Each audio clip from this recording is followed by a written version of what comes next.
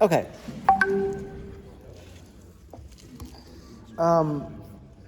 Did we do a reenactment? We didn't. Okay. Then we won't reenact that information. We will just enact it. A for effort. A for effort. Thanks.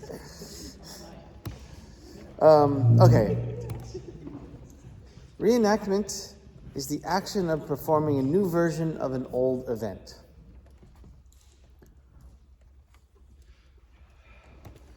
The person or persons doing the reenactment aims to get the details as close as possible, as close to the original as possible.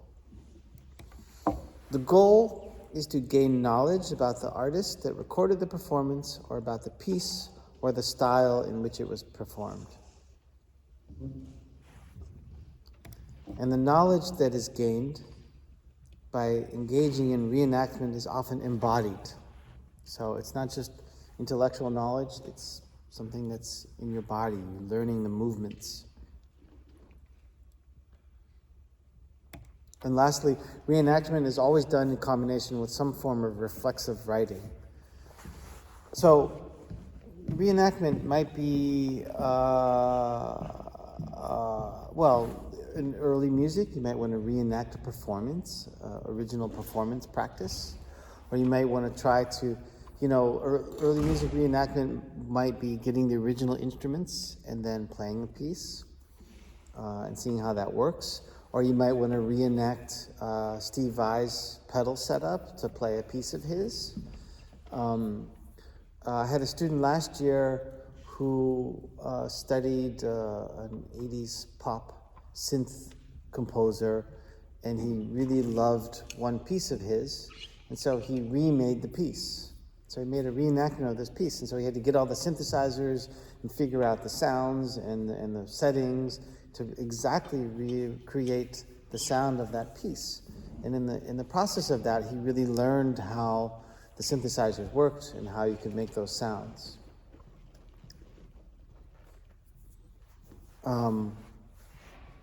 You might have if you're researching comedy music, you might want to reenact a comedy routine of someone, see how that works, and or maybe reenact like 1 minute of it and see if you could get the timing exactly the same, and then see what you might learn from that, because it might feel really different than the timing that you might be wanting to use. These kinds of things. And then this last idea about it being combined with some sort of reflexive writing, that means you're going to write about your experience. You're going to write about the experience of creating the reenactment, how it worked, what were the problems, what was difficult, what went well, what worked, or what you thought was good or bad, and then the results. So all of this will be documented, talking about your experience of the reenactment. Says reflexive. Yeah. Cool word. Any questions about that?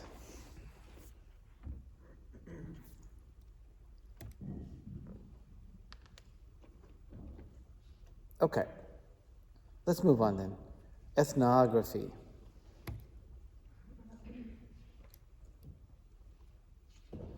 So, you guys know ethnography in terms of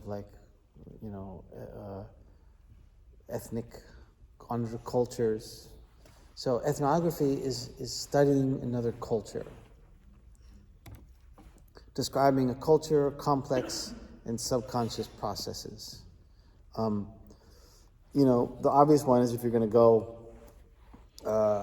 into some village in Africa and live there for a month and be a part of their drumming ensemble, then not only would you be learning the music, but you would be learning about when the roles that the music takes place and the functions of their society. You would be eating there and sleeping, and you would be involved in a multifaceted way in terms of studying something.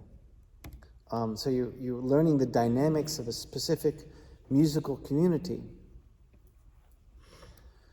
delving into the unwritten norms traditions, and expectations surrounding performances in various musical contexts. So, okay, so we have that sort of non-Western ethnic thing, but it could be you want to learn early music, and then you want to look at the way early music ensembles play and rehearse and stuff. And so you would go and be a part of that circumstance. And if that's never something you never did before, then that would be a new community to learn. Or, all kinds of creative 3.0 communities. There are all kinds of interesting things being created where you might want to go in and do a study of the way that community works, the way they communicate, how the pieces are put together, how decisions are taken,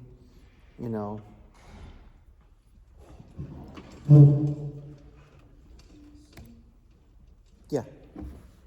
So it's not about like a nationality, but we also have a community. It's more about community than nationality. So ethnic refers to community.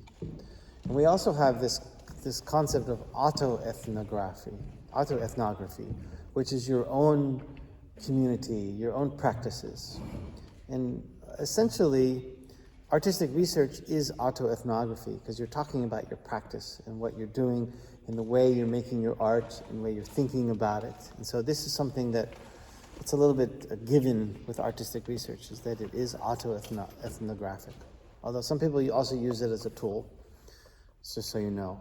But ethnography might be, for some of your topics, it might be really relevant to look at more broader informations than just the musical.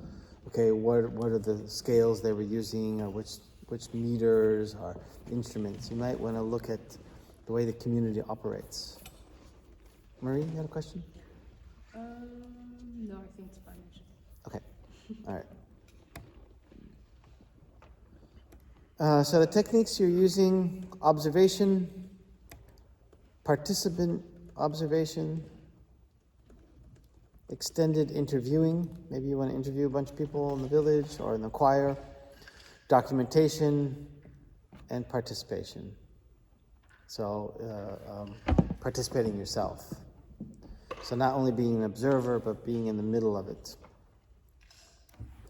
So, maybe for some of you it's not relevant, but maybe for some of you it might be interesting to think about ethnography.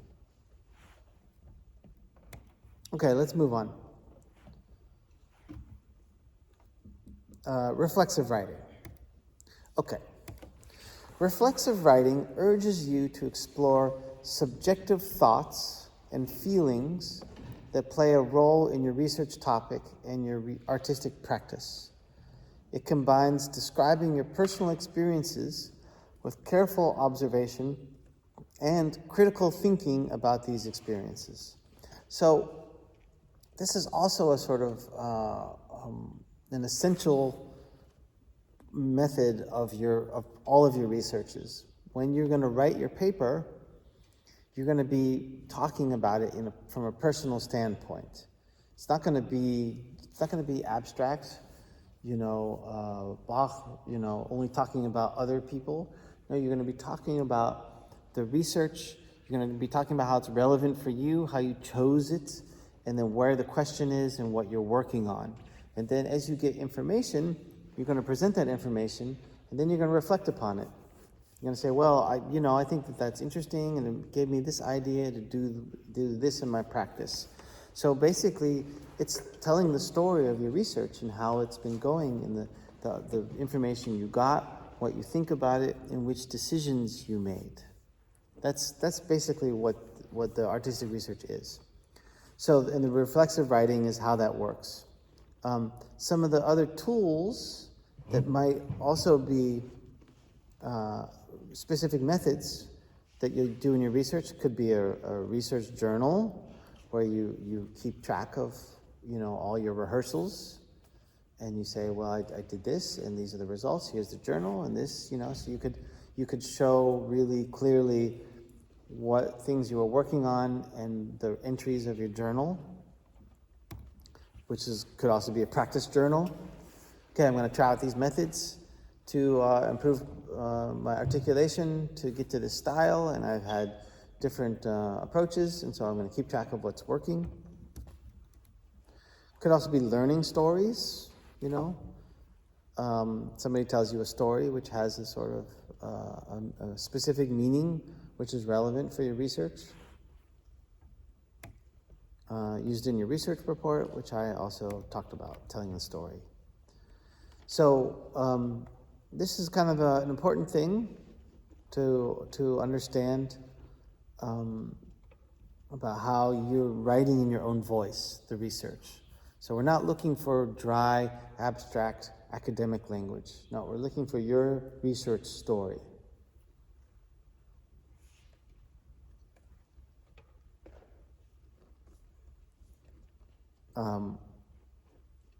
You know, another good technique is just the free writing. Just pick up the pencil and the page, or type, or speak into your phone, and then just talk about your ideas. I mean, I do this all the time. Usually when I'm jogging, I get some ideas about my research, and then I turn on the phone and I speak it in. And then this summer, yeah, exactly. And then this summer, I found a software to transcribe, because I had like 600 of those voice memos, and like, oh, I gotta organize this. So I found some software that would transcribe it, and then I started putting the results in specific places where it would be relevant. Okay, so that's the reflexive writing, and then last and maybe least, survey, or maybe not least. So survey, I put it last because sometimes people come with these research topics like, how can I choose repertoire that the public will like, right? How can I learn to play in a way that'll make the public happy? And then the problem with that approach is it's focusing on then, pleasing the public. And as we all know, if you ask 100 people what they think, they'll tell you 100 different things. So in trying to do a study of a whole public and coming to that sort of general truths about the way people work, it's really, it takes millions of euros to do those kinds of things, to come up with any sort of reliable information.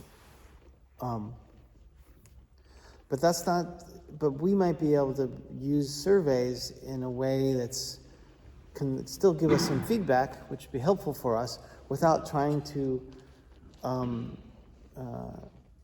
without the goal of trying to please the audience. But in any case, the survey is to get an overall picture from many people, and that can be either the public, but it could also be other performance or artists. If you, if you're studying the use of the chin rest as a violinist, you might want to ask 10 different student violinists here, did they ever use a chin rest, and did it work or not? So you could do a survey of your colleagues too, students.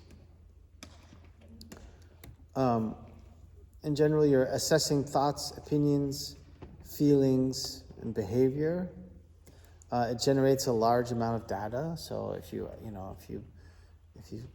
give papers to 50 people in the audience, you got 50 papers you need to work through. Sometimes I've done a Google Forms, and you could do an online questionnaire which you can email to people and say, please fill this out.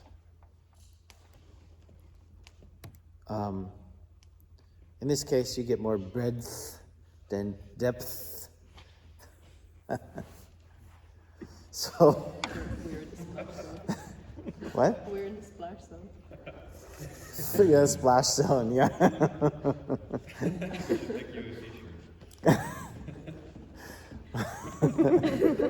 Would you like some depth on your breadth?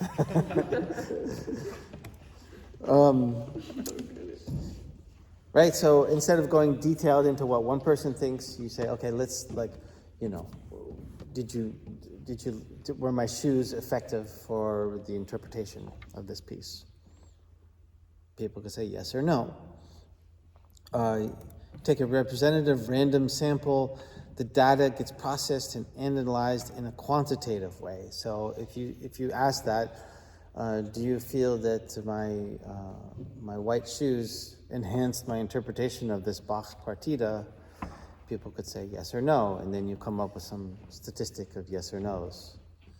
And then you'd have to see what to do with that. So this can be questionnaires with a predetermined set of questions, pre-structured or standardized interview. So it could be you could just ask people and do a survey. Well, there's also the literature survey. So that's a big thing. We didn't talk about it this year, but in the masters, we do a literature review where. Also in musicology, you will do that where if you have a certain topic, then you will look up all the different sources on that topic, and then you make a review. Well, this person says this person says this person says that, and then you compare, contrast, and then, that's another type of survey. So, and of course, the surveys are something you need to prepare, and you do some research about. Pre-research before you would do the survey to know where the right questions are. Okay, any questions about survey? All who understood survey, please raise your hand. On the basis of this survey, I conclude that 80% of the people understood me.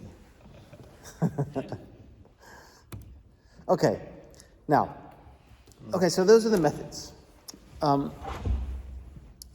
The 8 magical methods. I have these 8 commandments of eight commandments of artistic research. Did anyone see that movie, History of the World? No, huh? Okay. Oh, yeah, Moses. He says, I have these 15 commandments. And then one falls and breaks. I have these 10 commandments. Just threw away 5 commandments from God because the tablet fell on the ground. Yeah. How many methods do you use? What? How many methods do you use? Well, yeah. So here's the thing. In your research, we talk about combining multiple methods as a way of triangulating. So what you want to do is you want to combine interviews with data collection, with experimentation, and maybe a case study. And then you've had a sort of rich package of approaches to your research topic. And this is the way you build a proper approach to it, where you can be confident of the results. So you're approaching a musical question from various angles. It addresses the complexity of musical questions more adequately than single method approaches. The weakness of one approach can be offset by the strengths of another, right? So maybe one of the people you interview says that it's like this, but you already know that you can do things differently, and you ask a few other people, or you do some literature research, and then you see, okay, they may have a different opinion, and that's interesting for such and so reason, but it's also different. These kinds of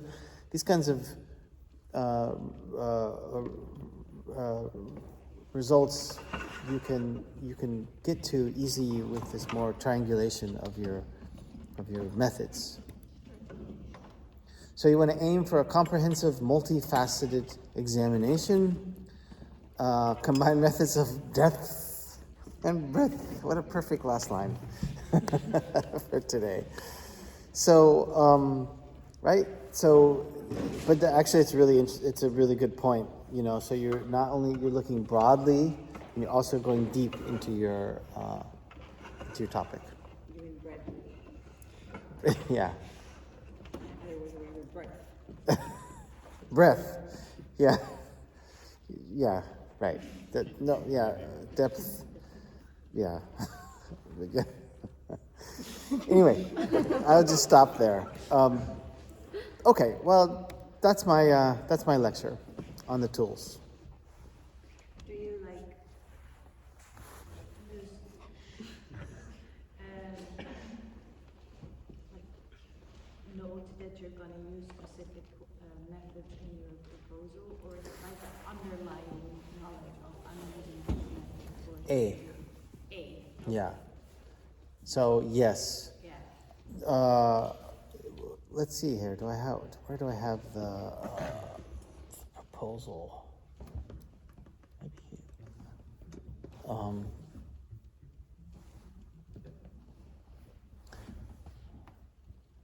If I come here, do you think it would? Is this Keynote? Yeah. Open recent. Do we have the proposal research? Research or Yeah, it's that one? Right.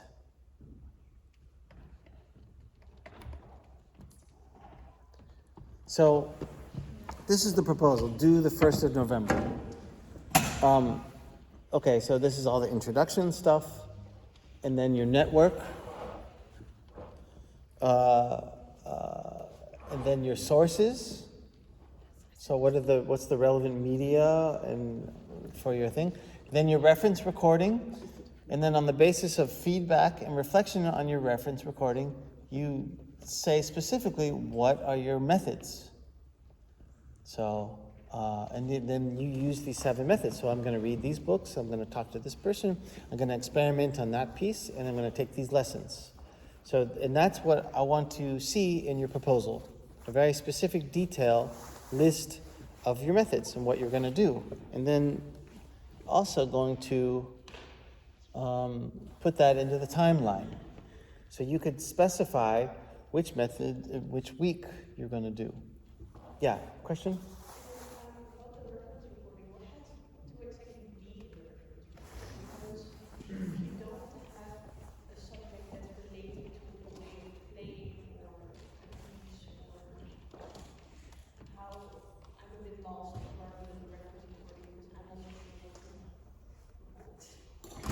Well, you have to choose a research topic that relates to your practice. Not practicing, like doing scales, but your artistic practice. which it is, but it's not. It will, in the end, very likely influence my way of playing certain pieces. But yeah, it's not like, I mean, it's very, yeah, I don't know if you. Well, what's your topic? So it's it's the influence of Jewish music in Western classical music. And what's your research question?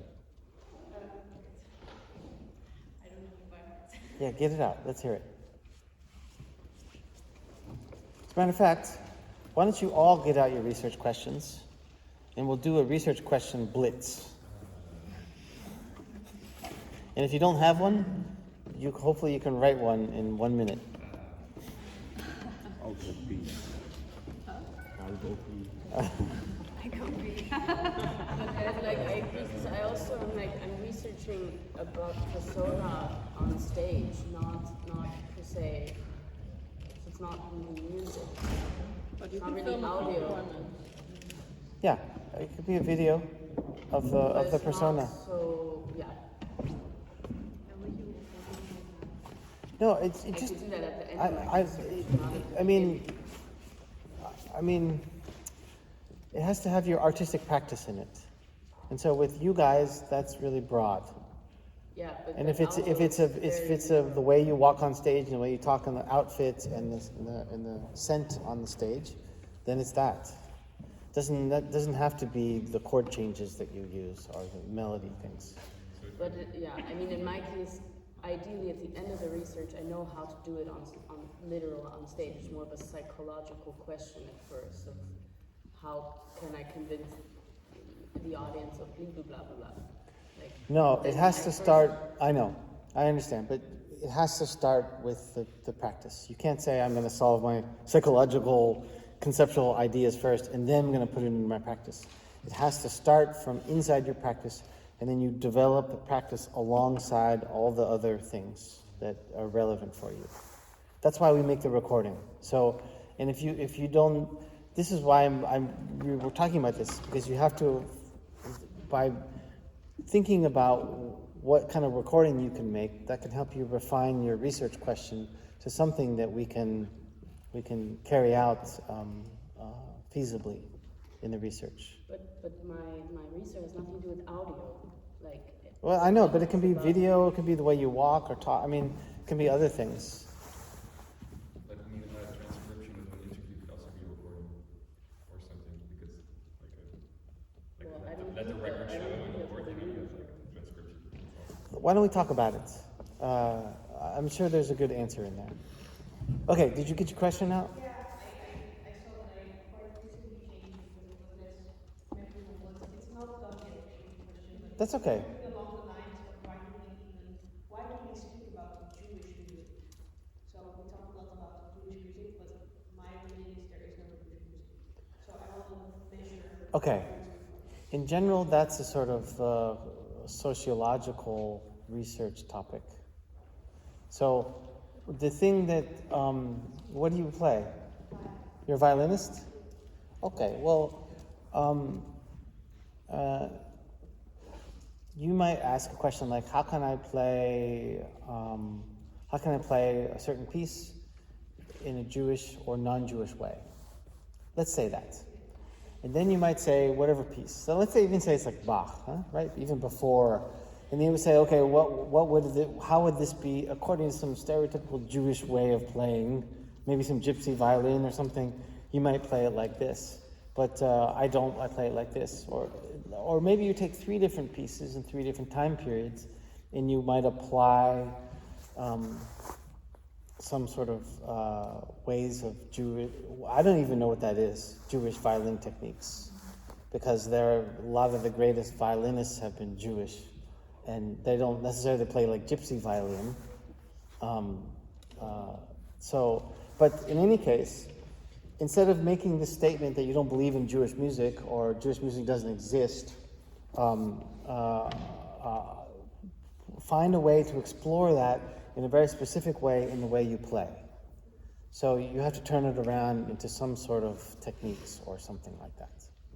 Okay, yeah. For the reference recording, we should do one at the beginning and one at the end of the process, right? Right. So because if I'm gonna go deep into like drumming concept of a specific drummer, I can do a video where I play that concept before Yeah. research and then at the end and see how the Exactly. Perfect. okay. Yeah. So you go today, you put up your phone, you make an approach to that concept. Yeah. It can be 30 seconds, 1 minute. And then you do all the research, you study him, you transcribe, you practice, you interview, you talk to your teacher, and then you make some exercises, and then you play it with your band, and then you make a new recording, and boom, we see it all. Okay, so I get it. Okay, I just wrote your proposal for you. Now you have to, you have to write it out. Yeah. Yes. What if we don't find the answer to a question? There's no answer. Well, what's your question? I can't translate it. Hoe kan ik de interactie tussen mijn spreken en zangstem optimaliseren? Hoe kan je de interactie tussen je zang en spreekstem integreren? Wat? Optimaliseren. Optimaliseren. Ah, okay. All right. Yeah, that's a goal. Yeah. Optimizing the relationship between speaking.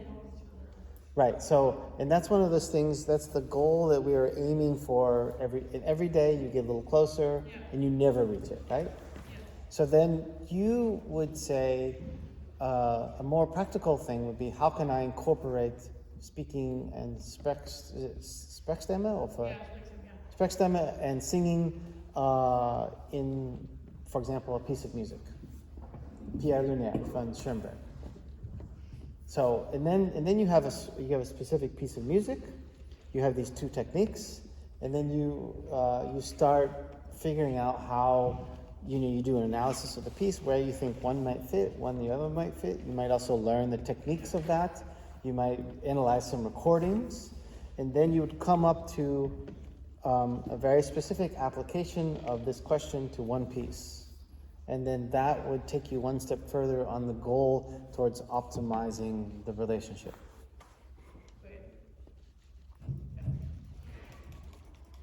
Okay. Who else? Yeah. Okay.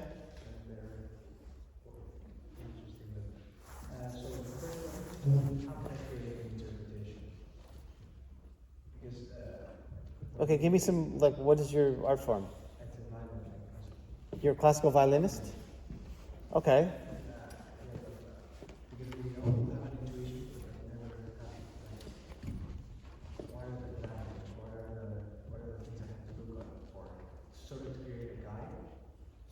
Right.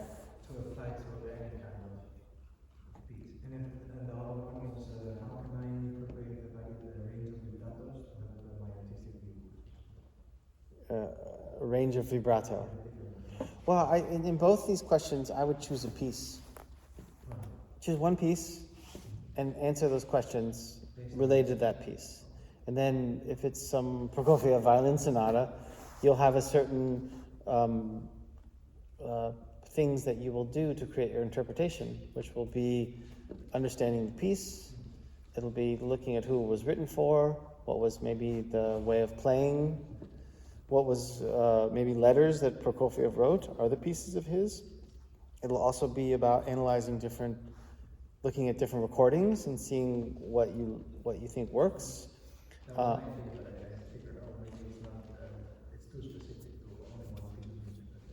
No, I think it would be great. And then if you were going to play some other 21st century violin piece, you might have a different approach to interpretation. But it'll be clear for that one. So again, it'll take you one step further. Okay, Marie. Can you also send in more than one reference recording? Yeah, if it's relevant. Yeah. Because, like, my research question is how I can use principles of ambient music to make my own compositions more interesting. And I wanted to research that by taking each principle and making a composition based on that. So then I would have multiple recordings, which are all equally. What are the principles? The slowness of unfolding ideas, the use of texture, use of field recordings, use of I don't have it all like saved in my head, but Yeah. it's like a whole list of like 7 different things or something. Send it to me. Okay. I'll not take a look at it. Okay. Anyway, all the 3.0ers, you should send me your proposals for now. And then, so I can give you some feedback on it.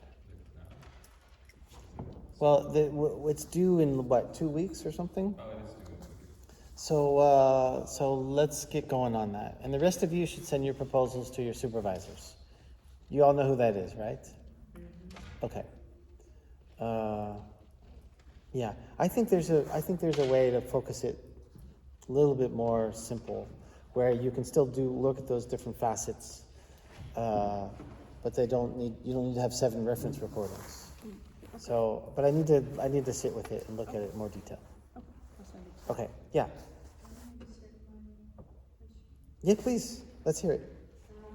So I had a previous one with which worked, and it could work in practice also, but I find something more interesting in me and what I also think of doing as a master. Mm-hmm. So I want to change it, and my broad topic is what stands between jazz and pop in drumming. And my very specific question is how can analyzing other drummers that don't identify with the strictly jazz or pop part influence my drumming parts in my songs?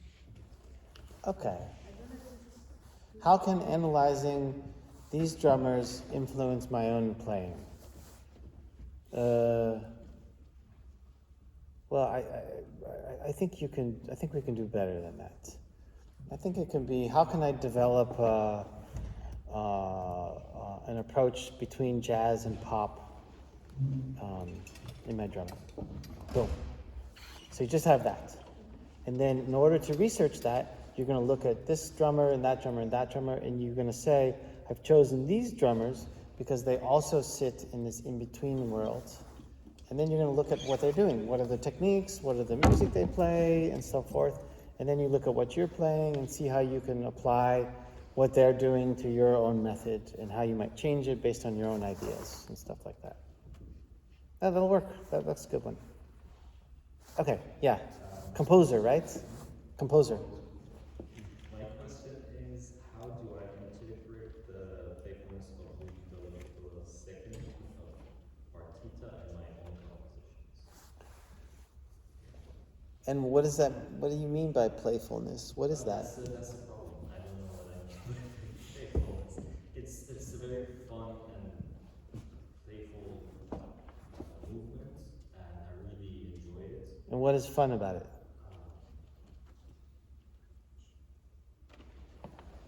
The harmony, the rhythm, the orchestration, the articulation. The orchestration is fun. The rhythm is fun. The harmony. It's So what's fun about the rhythm? What is fun rhythm? Like it's fast, it's tricky, it changes all the time. It changes, it uses the odd rhythms, regular rhythms. And you want to sort of understand how it works and then make a copy of it or a new version of it in your piece. First make a copy of it, but then try to make my own pieces as fun. And use it in the parts that I want to lay out. Okay, well, I think it could work. I think, because, I mean, first of all, you need to get away with the word fun, right? I mean, you can say, how can I take the playfulness? But then you need to say what it is. You need to talk about the rhythms, the tempo, the orchestra, whatever parameters. So you reduce it into to parameters, and then you say, okay, I'm gonna write a piece using those parameters or similar parameters. And what you might want to do is start out writing a short piece, which, like 1 minute, which imitates it.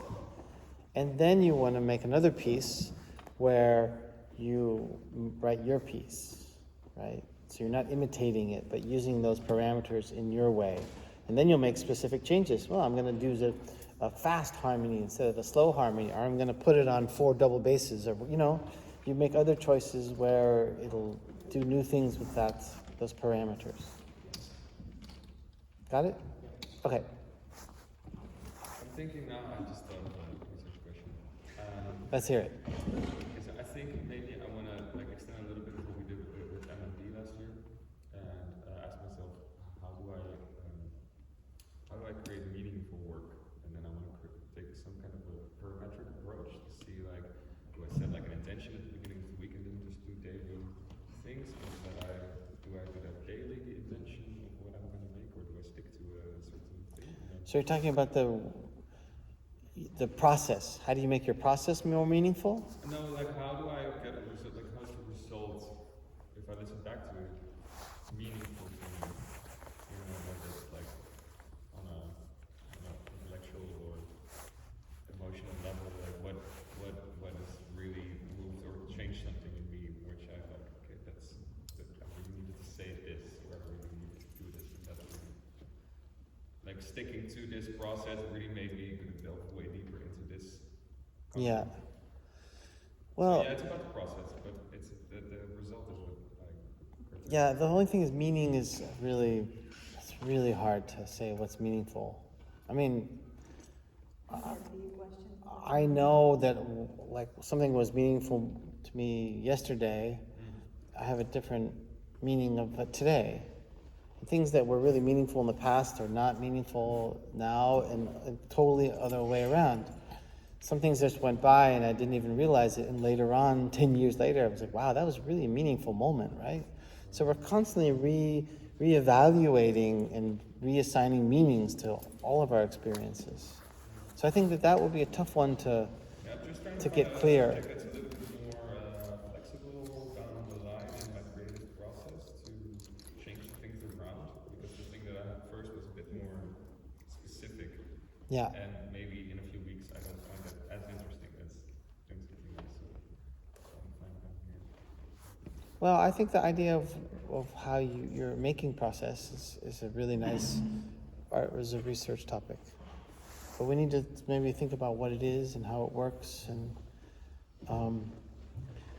maybe start writing down your process. Give some specific examples of what worked, what didn't work, and do some free writing about it, and see if you can come to something you can grab onto a little bit more sure. And then let's talk. Send me some mails, and we'll be in touch about it. Who else? Yeah. I have a research question: is how bebop vocabulary translates to electric bass? Is that too broad? Do I need to like narrow that down more? Can you make a question out of it?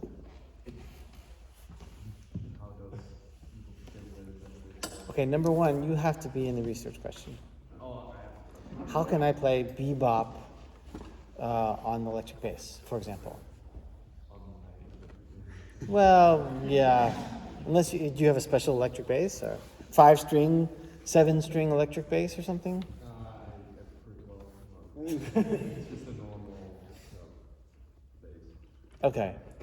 Then you don't have to say my bass. You can say, how can I play bebop on electric bass? First of all, that's like been done, right? I mean, everyone, isn't Patitucci playing electric bass bebop all the time? Does the research question require to be some new topic, or? Well, do you feel like you have a different approach than what's some? Sounds like is this something you want to learn? Yes. Okay, right. So I don't know. Maybe you weren't even there, but when I talked about the learning research topic, that's not what we want to do. Because right in life, there's a billion things we want to learn, and go for it, learn it. Work on your teacher. How do I do that? Are you studying with Bart? Ah, okay.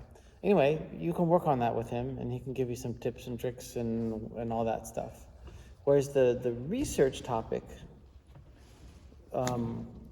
is something that you're already involved with, but then you're going to go deeper into it. So let's say, for example, you have a particular type of articulation on the bass, or you have a tone color which is like unique. And you say, well, how can I apply my tone color to playing bebop on the bass? And then you can learn bebop, you can learn how to do that, but it's always in the service of this tone color or something, or something that's... So the idea of the research is developing something which is inside of you, not just learning something. So just like you work that question with something that I already do and incorporating that into the question. Yeah. And send me when you have it. Send it to me when you have the idea, and send me a recording of you. If it includes bebop, then send me of you playing some bebop on it, and then we should be able to see some parts of that research question in the playing. Okay. Who else? Yeah. How can I internalize Julian Lage's melodic phrasing and apply it to my own playing? How can you internalize it? Yeah. How can I just apply it to my... I think internalization would be your goal. You're working towards that, and you already internalized it a bit because you already have an idea of what it is. So that's not the question, but how can I apply Julian Lage's, what is it, articulation or phrasing? Melodic phrasing. Melodic phrasing into my own... What do you play? Guitar. And he's a guitarist. Okay, then how can I incorporate Julian Lage's phrasing into... you might want to say my performance of Donald Lee, or Right Size Life, or what, I don't know what kind of pieces you play. So more specific. Could be. You might just want to choose one piece and say, okay, I'm going to practice improvisations, but I want to use this kind of melodic improvisation. So then we have a set of chords, you have a form, And then you can see the way he deals with form and chords in his melodic phrasing. And then you can apply that to the current piece. Can it also be like my own composition? Absolutely. Right? So then we have it's usually really helpful to have some specifics in the question, because then it helps you narrow it down and you focus on one thing.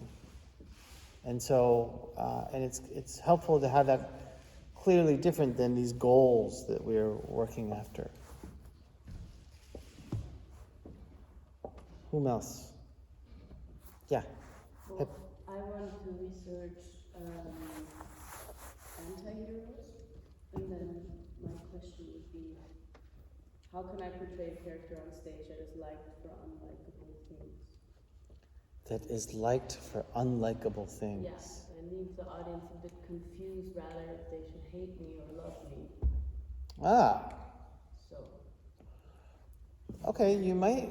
It's not bad already, but you might want to say, how can I incorporate confusion into my performances? but isn't that very broad? Maybe. I can also just jump around and like Yeah. and then run out of the room and everyone's confused, like, oh, that's it. Could be. Yeah. Maybe it is. I'm just trying to, So because consider the psychological, like why do you like the guilty pleasure of liking things that aren't so conventionally, perceived as good. Right. The evil, befriending the evil in all of us, stuff like that. So yeah. But how do you study those things in a proper way? They're more well, I kind was of. thinking, like talking to acting coaches, researching very famous characters we all know, like Yeah. Walter White or Michael Scott, like people just we kind of just like them, and there's Right. no reason why. Exactly, there is, and how can I translate that to my stage persona? Yeah. I think it's great. But you could also say, yeah, how can I take the likable qualities of Walter White? Yeah, I don't know. I think send it to me, and maybe I'll take a look at it again. But I think it's a really nice research topic, because then you can explore that. You can do case studies. You can probably, there's some theory about it, about the evolution of taste or opinion or something, and then you might say, okay, currently we think this, and so I'm going to do the opposite. And I think it's really nice, because then you're kind of theorizing this whole process. Yeah, but that's where I was a bit tricky with what do I do as an audio reference. No, just make just go into make a video of you. Acting Michael Scott. See who wants. Send you full blown the office. I would. What we enacted. No, you know what I would do, get Luke? what you mean. I would take some part of your performance from Uncommon Ground where you tried to do something like this in a sort of first version. Yeah, That would be your reference recording. yeah. Okay. Yeah. Follow up? Or you have a new question? Sorry, 1 second. What time is it?